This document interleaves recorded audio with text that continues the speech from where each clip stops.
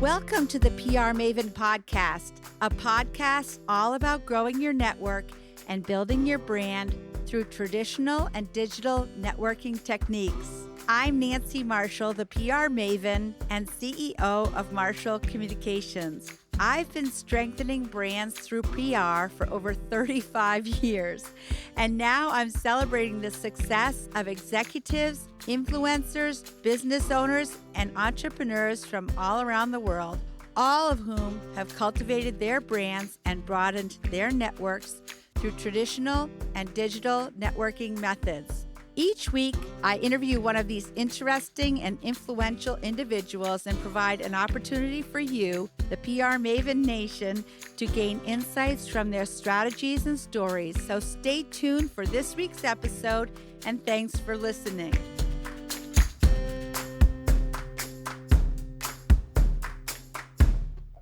Hello, PR Maven Nation. Welcome to the PR Maven Podcast, episode 187, presented by Marshall Communications, creator of the Marshall Plan 65-Step Strategic Process. For those of you new to the show, I'm Nancy Marshall, your host and CEO of Marshall Communications. I want to welcome you. And with me today is this week's guest, Scott Bahr, president of Cairn Consulting Group. Welcome to the PR Maven Podcast, Scott. Well, thank you, Nancy. Thanks for having me on.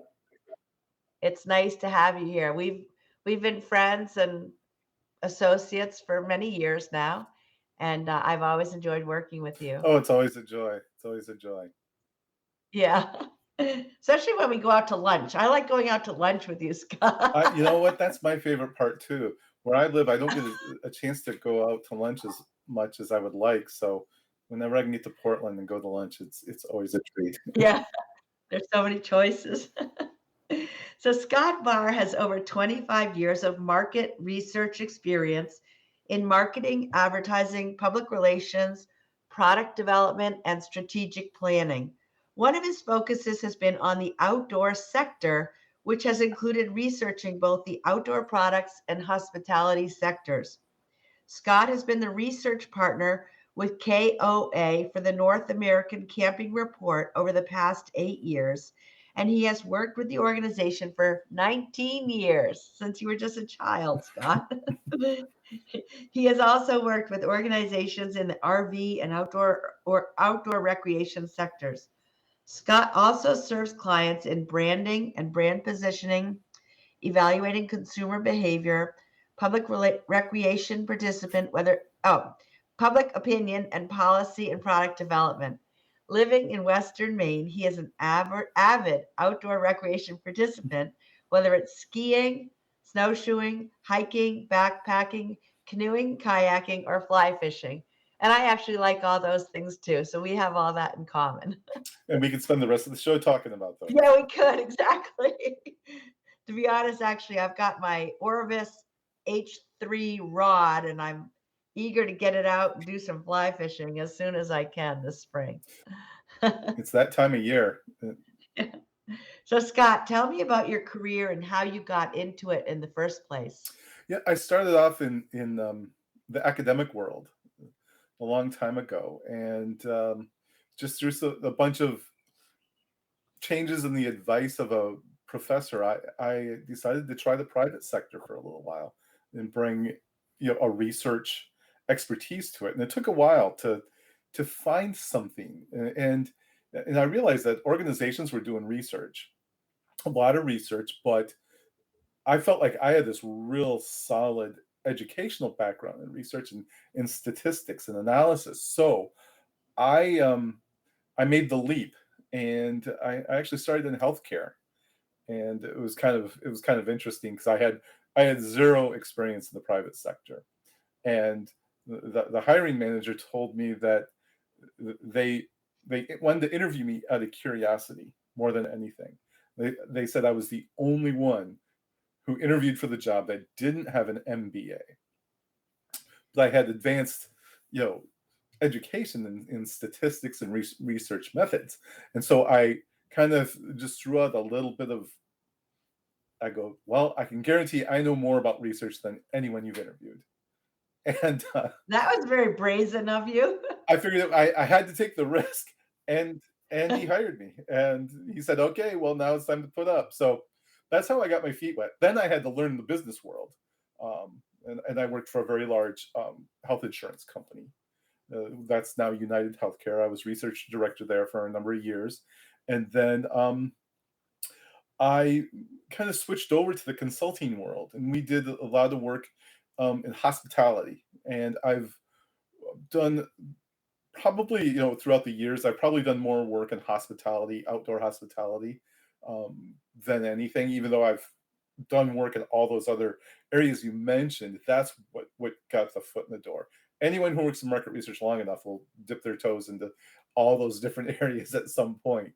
And over time, I did, being in the consulting world, I realized I had the ability to kind of move more independently over time, and I did that. And I worked with some organizations in Portland for a while as well, and just decided that it was time to go on my own, and that has brought me to today, and it's been fun, stressful at times, but fun.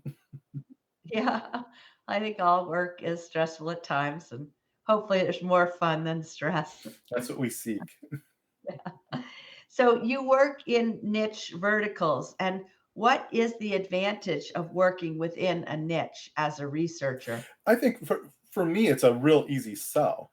When you're speaking with someone within one of those verticals, it's real easy to talk the same language that they speak, to bring with you to the table, those years of experience that you have in those areas. And thus, if you're doing, whether you're doing a questionnaire, you're analyzing or reporting, presenting to their executive team, you can talk their language. You understand the background. You may understand the history even of the organization or the industry, and it's a real advantage for you. And it's you don't have the same learning curve either, on whether it's on your end or theirs, because you have the advantage of that communication.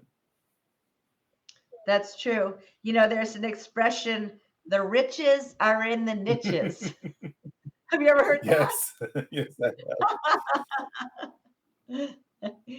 So I've always felt that PR and research go together really well. Why do you believe they do? um, because from the PR point of view, the research part of it is, hopefully, what we're doing is pretty objective, and we bring the objectivity and the analytical point of view to the table. And so when you're, as for you as a PR firm, are out there communicating with the media and trying to push out messages, um, here's something that people can understand. And one of the things we know from our own research is that messaging that comes through PR is much more credible than many other sources. So even though, you may sometimes you don't have the same reach, and you may, but with the ones you do reach, it has more credibility. So and research brings that to the table. Um, it really, really enhances the all those efforts, and it gives the media something to speak about too. Yeah, I was just going to say the news media loves having data and statistics when they are telling a story, either on the air or in print. And if you can provide a press release that has verified data and statistics in the press release, the media is going to be much more likely to report on it. Absolutely. It because it enhances their story as well. And it adds credibility to it because you're going to cite some figures, and you're going to, bring that again, a certain level of objectivity to the table. Right. So instead of saying many Americans are drawn to camping in the wilderness, if you could say 29% of all Americans would prefer to go camping in the wilderness, as shown through a research Right. study, um, that's going to be a lot more, have a lot more integrity for a Right. We journalist. didn't make our decision just based on talking to people in diners. So we're Yeah. Right. Yeah. even though you should, Although even though you should. I was just going to say, although that's kind of fun too. So how does data help drive decision making within organizations? Um, what it really does again is it provides those individuals, the leaders, the leadership team within an organization, something to sink their teeth in and to feel more confident in what they're doing. It could be a new idea that is being tested, or it could be are we headed in the right direction with a strategy. So we work with the organizations to provide that level of intelligence so that they can make those decisions. And one of the things that we try to do is to really work directly with the leadership team and the decision makers so that we can offer up. And again, this goes back to what you were talking about before and specializing in niches, is that if you can talk that language, you can have a seat at the table and offer up your guidance based on the information that you have. And now you've become a much more valuable tool and a part of the organization as well. Right. It gives you more authority and credibility. Absolutely. Yeah. And then there's also the topic of thought leadership, which is something I like to talk about a lot. I mean, I guess having this podcast is part of my own thought leadership, as well as the columns I write for Forbes Agency Council. And one of the things that we try to do, and how we've kind of positioned what we do at our organization is, for example, in our work with KOA, that one of their positionings is to be a thought leader in the camping and outdoor hospitality sector. And we provide the expertise to help them reinforce that positioning. yeah, that's a very good point. I usually think of individuals as thought leaders, but in that case, it's actually an organization. It's a membership organization. And they probably try to position their members as thought leaders under that umbrella. Is that correct? It's their team, so that they're seen as that thought leader, that resource for the industry. Yeah. It's been and it's been very effective. It's been very effective. Right. Well, again, it makes for great public relations and strategic public relations. So we're going to continue with more from Scott in just a moment, but now it's time to remind you about how you can access my latest book entitled Grow Your Audience, Grow Your Brand. If you go to prmaven.com/giveaway, you can download a free copy. And Scott, you might be receiving a copy in the mail. So just be patient. Oh, excellent. And we'll be back with more from Scott in just a moment. After reading PR Works, I really started to think about how marketing actually works. And I know that sounds a little bit ridiculous, but what I realized is that each platform nowadays that we use out there in digital media and social media has its own nuance and also quirks to it. And understanding how they're used is exceedingly important. Because when you have a hammer in your hand, everything looks like a nail. And you can't approach it that way in marketing. And that's where I think Nancy's brilliance really shined in PR Works. I think Grow Your Audience, Grow Your Brand is really sort of the manifesto of understanding that there's many different levels to marketing. It's on your personal side of your brand, how actually you express yourself through business, but also what people hear you saying and what they see out there in the public eye as well. So I think what's really important there, that's really the blueprint of how you go about using these new social media platforms, but also to express who you are as a human being. Because people want to see you authentically and genuinely working with not only what you do, but also with the customers. And Nancy, on a personal level, I think that's who she is. She embodies that approach.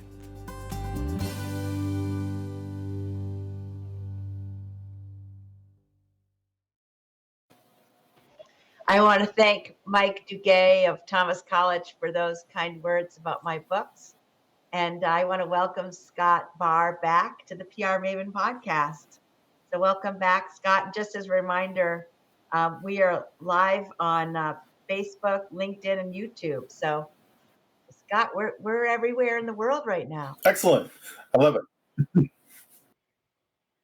So Scott, you produced a beautiful report for your research with KOA that you shared with me. How are those reports used?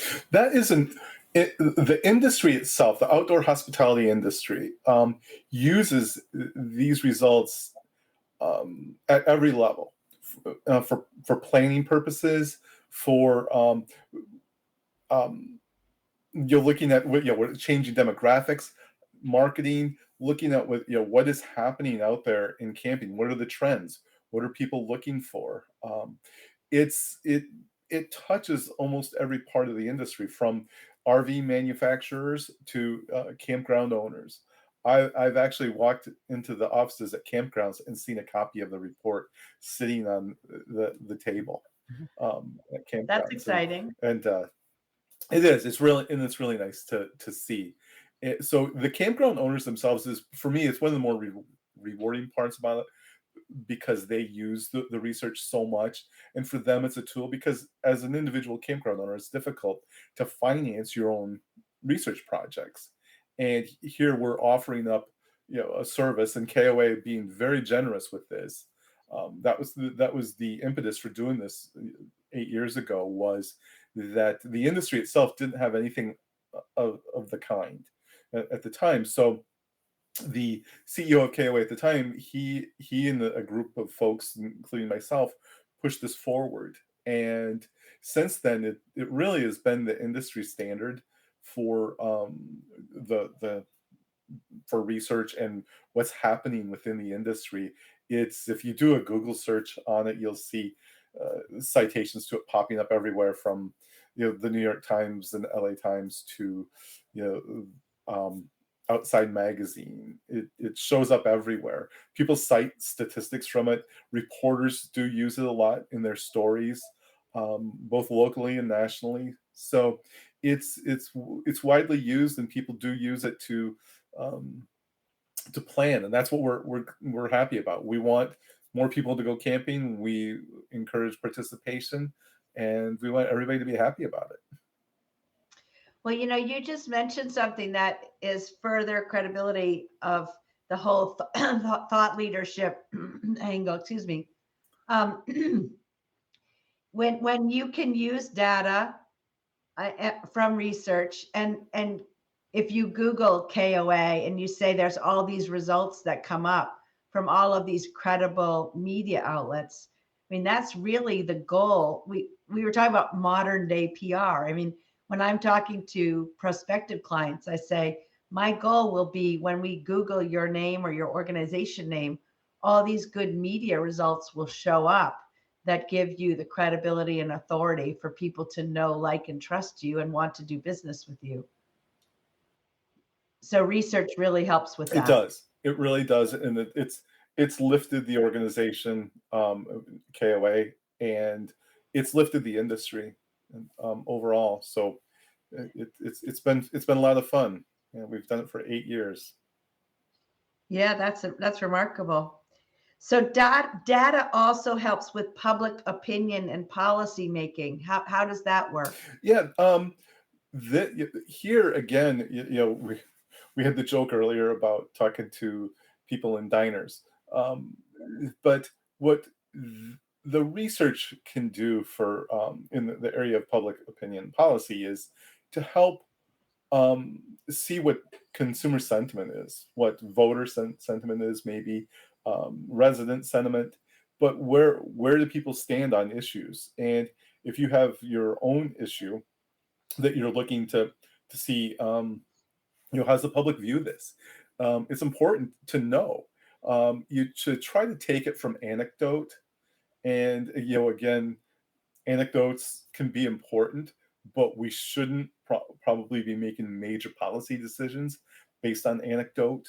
We should know it, because anecdotes are powerful, but they shouldn't be the one thing that really pushes something forward, an issue, a policy issue. Again, go out, ask people questions. It's great. Everybody should do it. I do it all the time. I ask people tons of questions wherever I go in all my travels. But again, I don't write a report and give that to one of my clients and say, hey, I talked to some people in the airport and they told me this. It's right. And I don't want to sound patronizing when I say that. That's not my intent.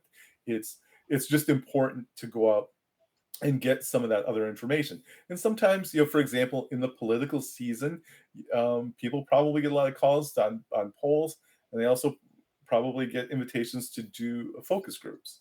Focus groups are a great way to dig into some detail, and it's qualitative. But again, you dig into the detail, of within these issues and place these issues within the context and see, how people feel about the issues, but also how you might be able to move public opinion if that's where you're at.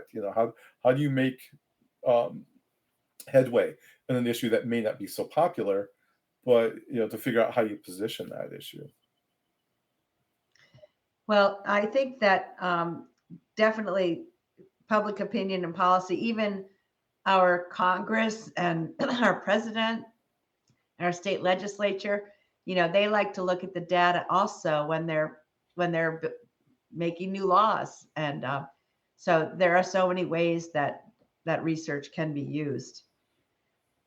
We talked about product development also, Scott. How does data help with product development? Your product development, in my mind, is an area where if anyone's developing a product or service, whatever stage you're at in the process, research can really help you a lot.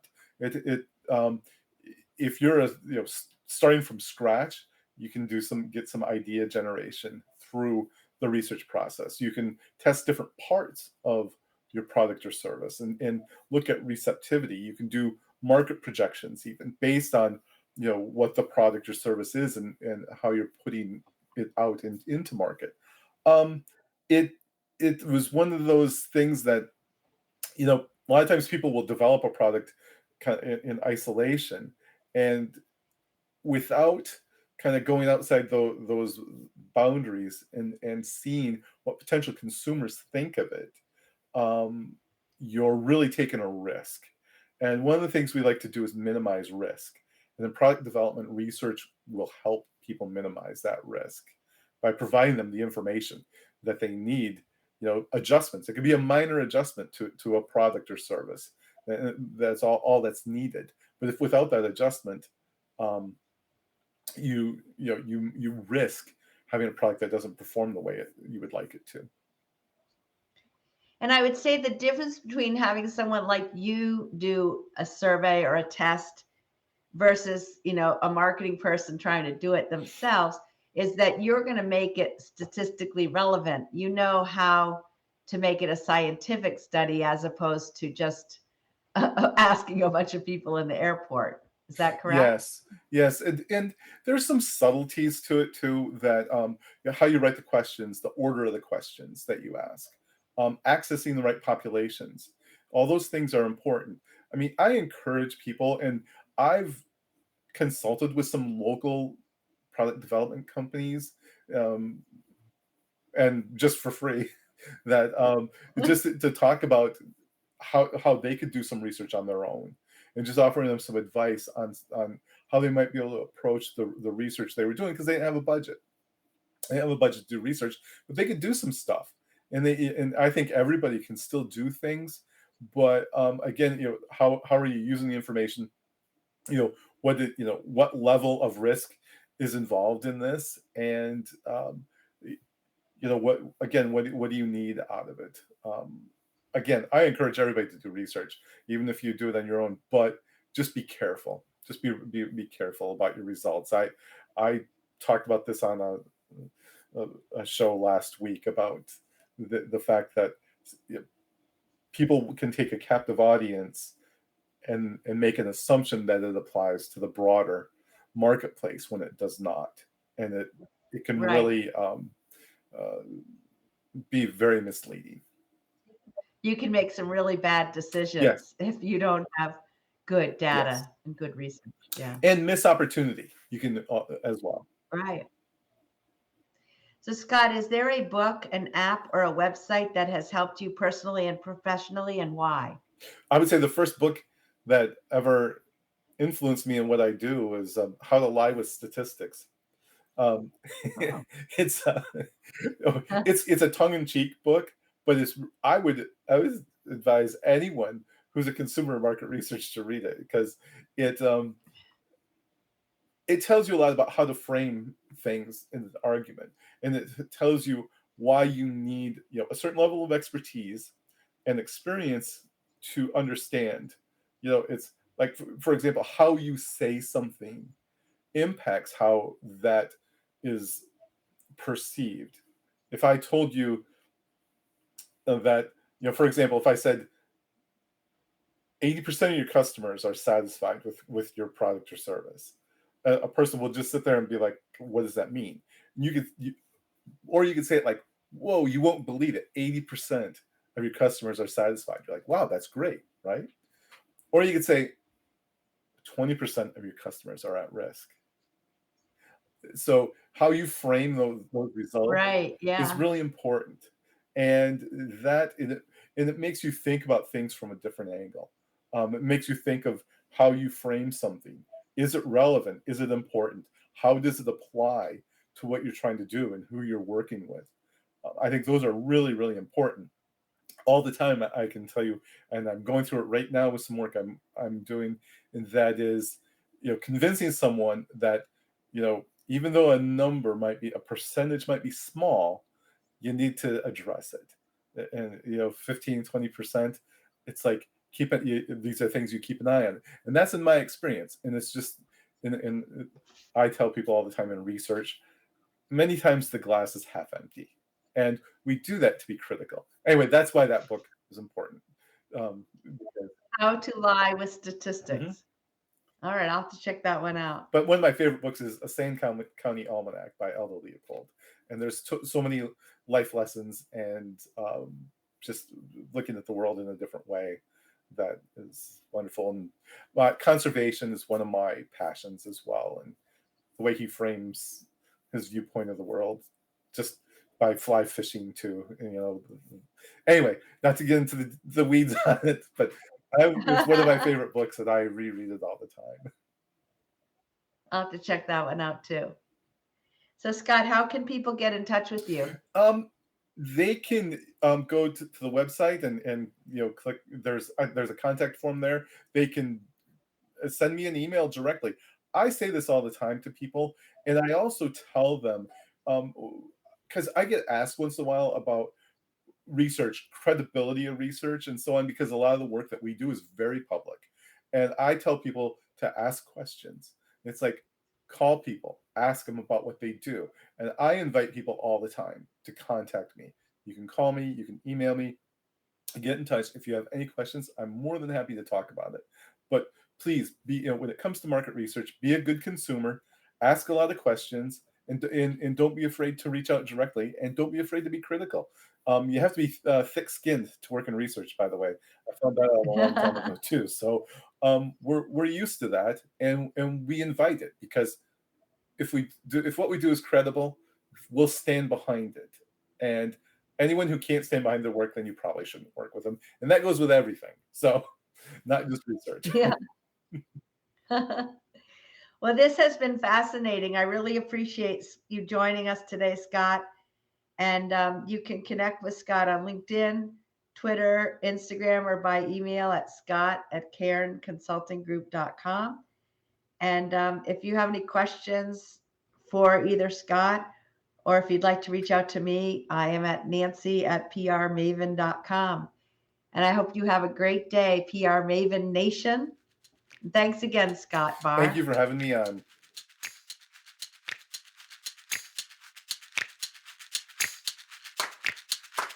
Thanks for listening to this episode of the PR Maven podcast. I invite you to share a review of the podcast on iTunes or your favorite podcast player. Be sure to subscribe to our podcast so you never miss an episode. You can also join the PR Maven Nation on Facebook. It's free to join, and it's a great community of like-minded individuals who are all looking to learn and grow from one another.